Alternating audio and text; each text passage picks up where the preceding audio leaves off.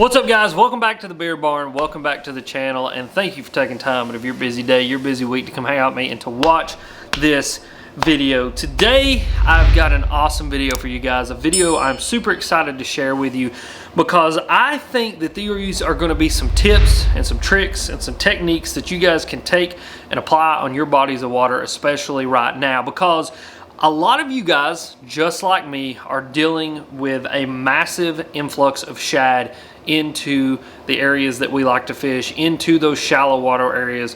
The first thirds of them creeks, the second thirds of them creeks, heck, the whole Dad Jim Creek is full of shad. Most of the lakes around here, literally there are hundreds of thousands, if not millions of shad that have moved up shallow, and the bass have followed them up there and they're eating them. A lot of predatory fish are up there and they're eating them. And when that starts to take place, when you have these massive amounts of shad up shallow, you've got a ton of fish up there trying to eat those shad, it can be one of the hardest times to actually catch a bass and actually get a bass to commit to what you are throwing. And today I want to look at some fishing footage, I want to look at some baits, I want to look at some techniques, I want to talk about some thought processes that I have to help you guys to go out and to conquer areas where there's a massive amount of shad and you know there's bass in that area and trying to get those bass to eat. And that's what we're going to be talking about today. So I think the biggest thing that we kind of have to start with is, again, it is really hard to get them to eat the fake thing when the real thing is swimming around their head. I always say it's hard to get them to eat the fake hamburger when the real hamburger is there, but it can be done. And the biggest factor that you kind of got to keep in mind is be different. Whether that's a color change, whether that's a profile change, whether that's, you know, some sort of bait that is going to go against what the rest of the bait fish are doing. Those are the key factors in getting those fish to eat. You've got to show them something different, because I truly believe with a bass, as simple of an animal as it actually is, it's kind of sensory overload for them to be in the middle of a giant ball of shad like that, trying to eat shad. And so when you can present them with something that totally stands out from that mass of shad, is when you're actually going to be able to present them with something that they can eat and that they want to bite. And so the first piece of fishing footage I want to show you guys was from when I was in Oklahoma with Mr. Edwin Evers. We were on a lake near his house, kind of a highland reservoir type of deal. Obviously there it's not highland, but for me it kind of resembled some of the highland reservoirs that I fished. It was a lake with a couple creeks dumping into it that kind of filled the lake and fed the whole entire lake. A lot of standing timber, which is not something I fish very often, but you could tell was something that the bass were using a whole lot of. And me and Edwin had made our way up into the back of a creek where a massive amount of shad had moved back up in there. And we were in this place that was literally wall-to-wall shad. I started out by throwing a spinnerbait. Edwin picked up the jaywalker, and then eventually I transitioned to the bait that I ended up catching a fish on that we'll talk about after you watch this fishing footage. But just take a look at this, kind of listen to what me and Edwin are saying, and then we'll come back and we'll talk about my thought process of why I did what I did. You know what's going to come unglued on that thing, don't you, Edwin? What's that? A hybrid. Yeah. I hope not. There's a lot of fish right here. Yeah, go ahead.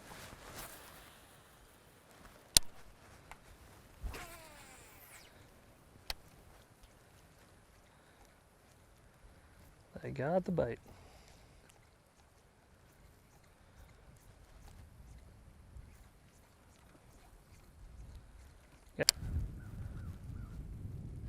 Got him? Nope, he ate it though. Tried to eat it. There, I got a plan. What are you gonna try? That's jerkbait. Telling you, man, when there's this many shad in the water, I've seen it too oftentimes that they'll eat the jerkbait. It's a deeper diving one, but I'll keep it up.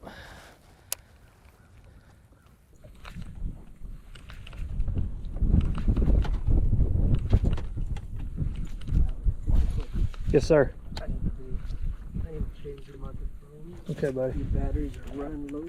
Okay, buddy. You can keep going up. Okay. I don't know about your way.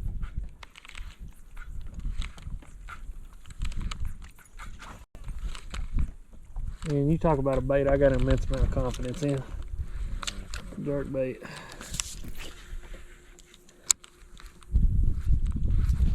he is.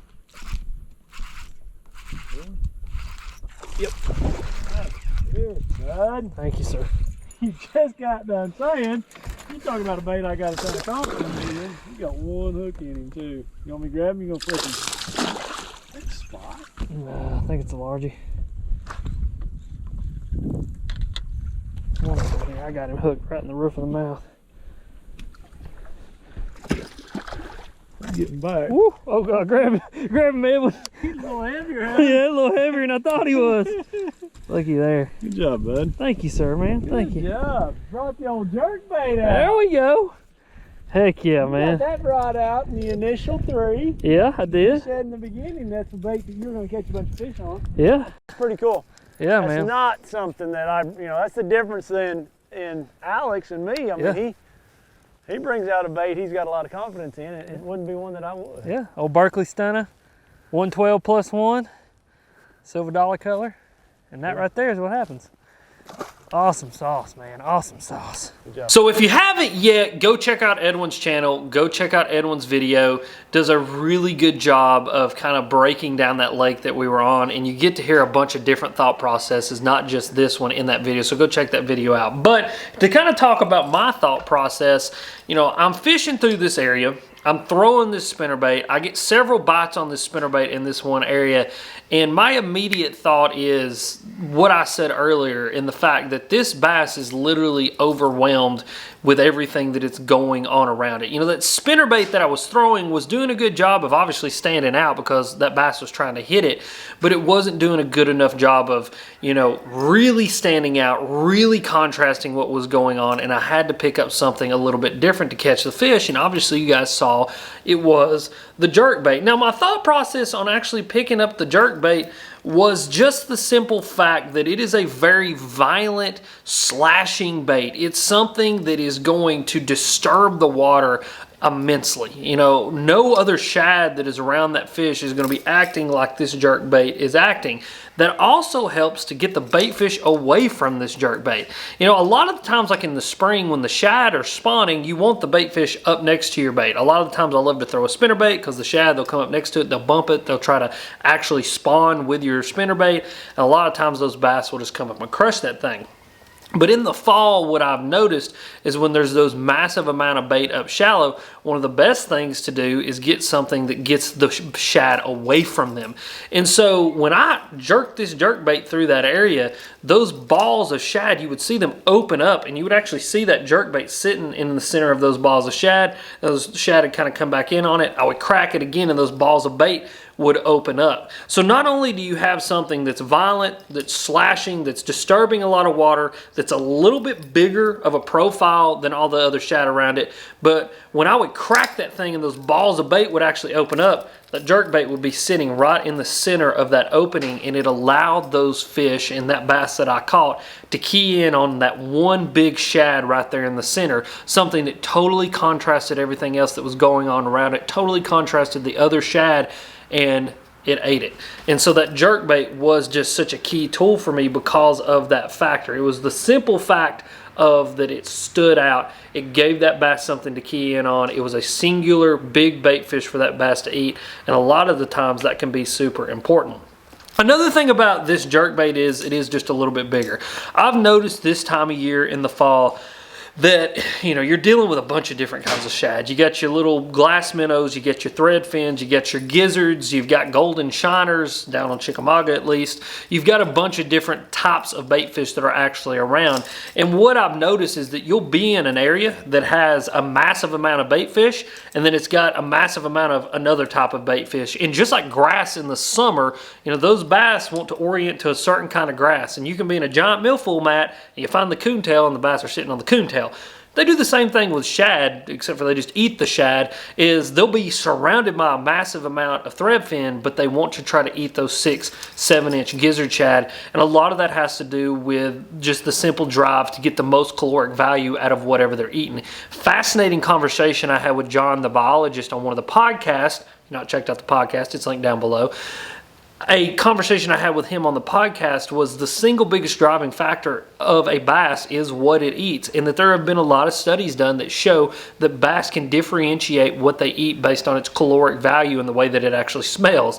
And so even though there's a massive amount of things going on around them when there's this many shad in the water, they can still key in on those bigger than average bait fish, those gizzard shad, and they want to eat them. And so when you present them with a bigger than average bait fish and the mass of the other bait fish, and it stands out in a cloud of bait because you've disturbed the bait enough that it moves away from your jerk bait, they're going to take that opportunity. They're going to eat it, and you're going to put fish into the boat. So the next scenario that I talked about also took place in Oklahoma, is when I was fishing Grand Lake with Edwin, and we pulled up to this big main lake point. It's early in the morning. Of course you're going to pick up a topwater. Of course you're going to throw a topwater and hopefully get a big giant one to bite, like what is about to happen in this clip.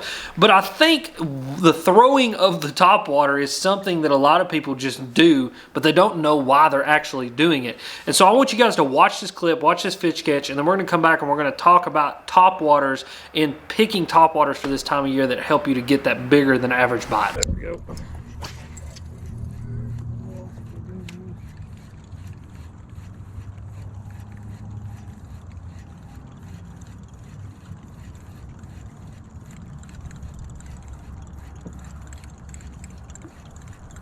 Oh man, I'm telling you, this feel like a big one's gonna eat right here. There we go. There. Get the show started, Mr. Alex. Golly. You just got done saying a big one's gonna bite. Golly. I didn't even get it out of my mouth. I was like, we're fishing where some big ones are. That is so cool, dude. That is great, man. That's so cool. I think there's just one back hook in that puppy. Oh, come here, girl. Oh. Where is she at? I think it's a 4 or 5 pounder. Oh yeah. Yeah. That's the way you start the day, Alex. I know, right? Can you say welcome to Grand Lake? No kidding, buddy. I mean, like, that's it right there. Go ahead and get one backlash out of the way. Yeah. Go ahead and try to get us a big one out of the way. I'm trying to get her. Oh, I got her. I got her. I got her. Dude. Yes. Heck yeah, man. Hey. So as you guys saw there, fun topwater blow up. Many of you guys have already seen that piece of footage. It was just an immense amount of fun to catch that fish, and I caught that fish throwing the big 130 size jaywalker. So this is the big jaywalker. This is the 3-hook version. This is similar to something like your super spook or another bait like that. It's that bigger than average topwater, and I think that is super important because just like the jerk bait, and like I was talking about the jerk bait, that is going to do a really good job of mimicking those bigger than average bait. Those bait that is worth the expenditure of energy for those fish to actually eat. Another thing that this topwater does is it contrasts everything else that the other shad in the water are doing. If you got a bunch of shad swimming around in front of a bass, real erratic, you know, they're really hard to catch, when you show them a big profile of a big bait up on top, something that looks like it's dying or that it's injured, that bass is going to take that opportunity to eat it. And then again, the last thing that I mentioned there, it looks like it's dying. I mean, it looks like it's injured. Not only does it contrast the other bait in the water, but it also contrasts the fact that it's up on top. Those bass hear those loud rattles. They see that walking action. They see that feathered treble on the back. They just see all that disturbance, kind of just like the jerkbait, a massive amount of water displacement, and they can't help but react to it because it looks like a little bit easier of a meal than all the other shad that are swimming around in the water with them. And so I think that's super important here. You know, with your jerkbait, I'm throwing that jerkbait because it does a really good job of mimicking those bigger than average shad. I'm throwing the big topwater because it does the same exact thing. And I'll be honest with you, with the jerkbait, with the topwater, and with the last bait that we're going to talk about, you're not going to get many bites, but the bites that you're going to get are going to be good ones. And I know that's something a lot of people say all the time, but it's just the simple truth. You know, that day, me and Edwin, we only got 5 bites. and I caught a 4.5, almost 5 pounder. He caught one that was 6.5, almost 7. I caught another one that was like 3.5. And so we went a long period of time in between bites, but we got those bigger than average bites because we were keying in on the fish that wanted that big meal. They wanted to take that opportunity to kill that big dime bait fish up on top. And this jaywalker did a really good job of mimicking exactly that. You know, and that's one thing I kind of want to talk about before we get into this last bait here is I've seen a couple videos. I think Bass Fishing HQ made one. Love that dude. Love all the content he makes. He's making awesome stuff. Hopefully we're going to get together soon and make some videos. But he was kind of talking about how matching the hatch doesn't always work. And that is very true. But you look at both of these baits that I'm talking about. You know, you got your Berkeley stunner that I was throwing here in Silver Dollar. You got that jaywalker in a bone color. Both of those are doing a really good job of actually matching the hatch and looking like a shad. But even though they do those things, they're doing a really good job of contrasting what all the rest of the shad are doing. And so me saying that, don't be afraid to match the hatch, but make sure you're matching the hatch of the bait that the bass are actually keying in on the thing that they're actually wanting to eat, and or doing a good job of matching the hatch and contrasting what the rest of the hatch is actually doing. I mean, it can even be the same profile size, but if it's doing something completely different in the water column, that can be super important. Now, this last piece of footage is really fun. It's actually from just a few days ago. Went out and fished with my buddy Michael, but this is another great look at throwing something that's going to do a good job of contrasting everything else around it. It's going to do a really good job of showing that bass exactly what it's keying in on as far as food, and really just capitalizing on a bass that's feeding on a specific type of food. So check out this piece of footage and then we'll come back and we'll talk about it. Right there. You see that? Oh yeah. Got it. Got it. Yep. Nice shot. There you go.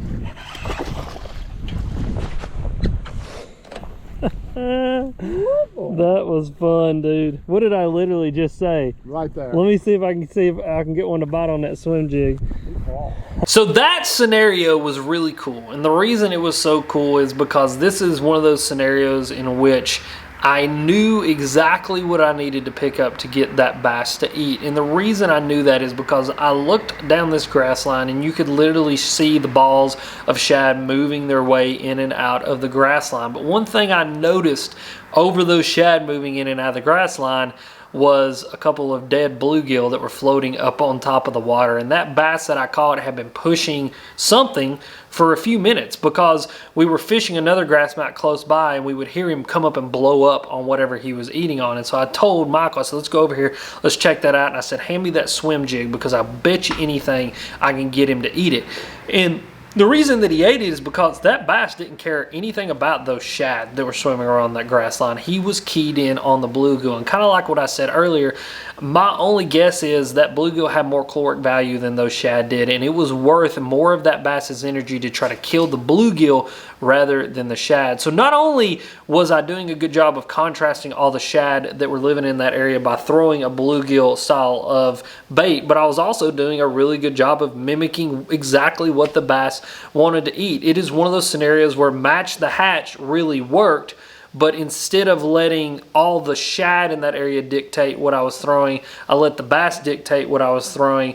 And it's just a great example of, again, matching the hatch, but in that scenario you could have picked up that swim jig, done a really good job of contrasting all the hatch that was actually there, and presented that bass with exactly what it wanted to eat, which was the swim jig. I think another thing that helped me out with the swim jig is, unlike my jerkbait and my topwater, a very loud, very aggressive, do a really good job of contrasting the water in that way and kind of standing out among the massive shad. It was a little bit more subtle in the massive shad. You know, that lake was super busy that day. There was a bunch of people. There was one guy that actually fished down that grass line right in front of us. And so I knew I needed to pick up something maybe a little more subtle than, say, a spinnerbait or a bladed jig or something else that you would use to mimic bluegill that made a lot of water disturbance. Pick up something just a little bit more subtle, something a little bit more natural. And I think that is what was the key to getting those bass to bite, was to actually show them just something a little bit more subtle, something that did a really good job of looking like exactly what they wanted, but also did a good job of contrasting all the other bait that were swimming out there on that grass line with those fish. And guys, that's kind of my take on this. You know, this is my look at 3 different scenarios, 3 different presentations, 3 different kind of looks at, you know, whether you match the hatch, do you not match the hatch, how do you contrast all the bait fish in an area, you know, because when you've got thousands of bait fish swimming around an area, like I said, it can be super hard to catch a fish. But I think if you kind of take into consideration some of the things I'm saying here, do a really good job of contrasting that bait in one way or the other, whether it's being a totally different kind of bait in a bluegill or just being that bigger than average bait in something like a gizzard shad. You guys are going to be able to go out, you're going to be able to catch some fish in your area, and hopefully this helps you out. As always, guys, thank you for watching. Questions or comments, you know where to go. Leave them down in the description. I have everything that I used in this video linked down below. You can check out rods, reels, baits, all that kind of stuff. Also, pinned comment up top is going to be a link to my new YouTube channel. It's Alex Red Fishing Live. It's where I'll be hosting all of my live content. So go down there and subscribe. If it hits 1,000 subscribers before the end of this week, this Friday, I will be giving away a PLX rod. But as always, you guys are sweet, and thank you for watching.